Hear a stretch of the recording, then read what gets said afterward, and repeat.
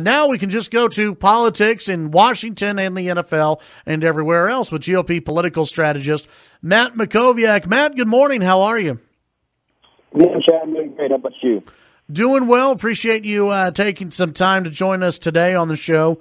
I want to start off first on the statewide level.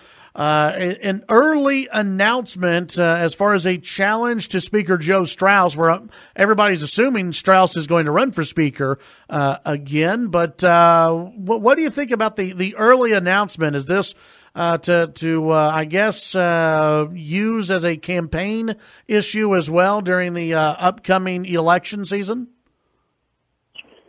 Yeah, I mean, the timing was interesting because the Texas House caucus had their retreat on Thursday and Friday, and so State Representative Phil King of Weatherford, just outside of Fort Worth, announced, I think, on Friday that he was going to run for Speaker. And so, it probably came out of, conversations at that meeting, perhaps whatever direction he felt like the caucus was likely to take based on their discussions regarding the caucus rules for selecting a speaker. So it's interesting to see kind of where this is headed. It's hard to predict right now. A lot of this is going to depend on how the primaries go. If Struas is able to knock off some of his more conservative members in primaries, or whether his own incumbents, his own lieutenants and committee chairs are able to survive primaries. That's something we're not going to know till March or perhaps even May based on primary challenger. It's fairly early in the process to have one.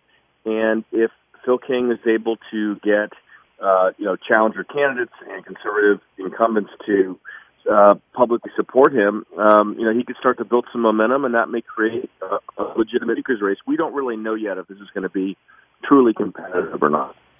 Matt, what is your feeling? A couple of years ago, there were, Struas was brought up in some of the local, or I guess some of the more state rep races, and there have been candidates who have run against other candidates on the issue of, well, they're too close to Struas. And in past years, sometimes it's worked, but in most cases it hasn't worked.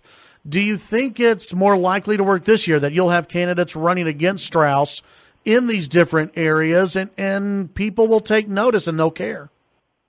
I think it is going to be more of a dynamic this time than it's been in the past. The special session sort of heightened the focus on that in terms of how the Senate and the House were pretty far apart in terms of what they wanted to achieve.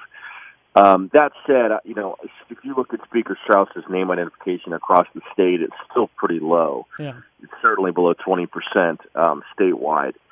Now, that said, hardcore conservatives and grassroots activists, you certainly know who he is, and a lot of them view him negatively. And so in a midterm election year, a non-presidential year, you would expect to have a lower turnout, but a more conservative turnout in those primary races across the state. So hardline conservatives and grassroots activists are going to have, disproportionate influence in the midterm year than they are rather than they would in the presidential year.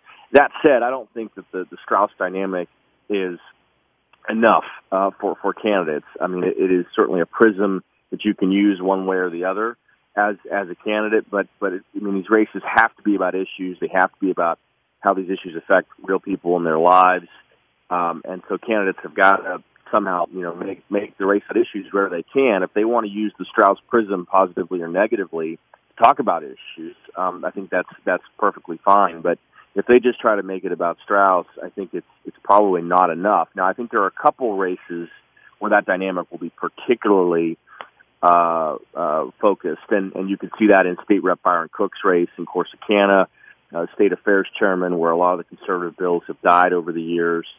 Perhaps if Charlie Guerin in Fort Worth gets a primary challenge, it could be an issue there. He's been a long-time Struas chairman.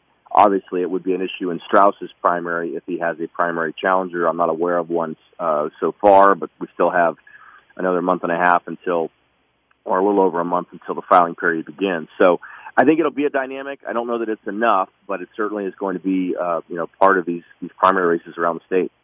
the Obamacare repeal and replace effort continues, and you have the Graham-Cassidy bill that is being changed. It seems like every 30 minutes something changes within the bill in order to get more Republican support. Senator Ted Cruz over the weekend indicated that he's not there yet, though I have a sneaky suspicion that he will be there if it actually comes up for a vote. John McCain is out as of right now. Rand Paul may or may not be out. Where's this thing heading to, you think?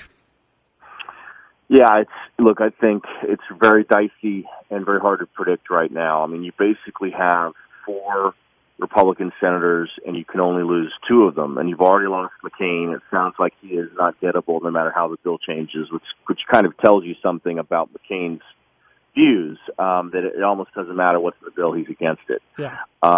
Rand Paul, has been very negative. He made some demands over the weekend. It's not clear that you could get him what he wants and still keep 50 of those 52 senators. So it seems to me the only path that remains really is Collins and Murkowski. I think Murkowski's perhaps more gettable than Collins is, and I saw this morning that the bill is going to be more generous in terms of the block grant funding formula for Maine and for Alaska.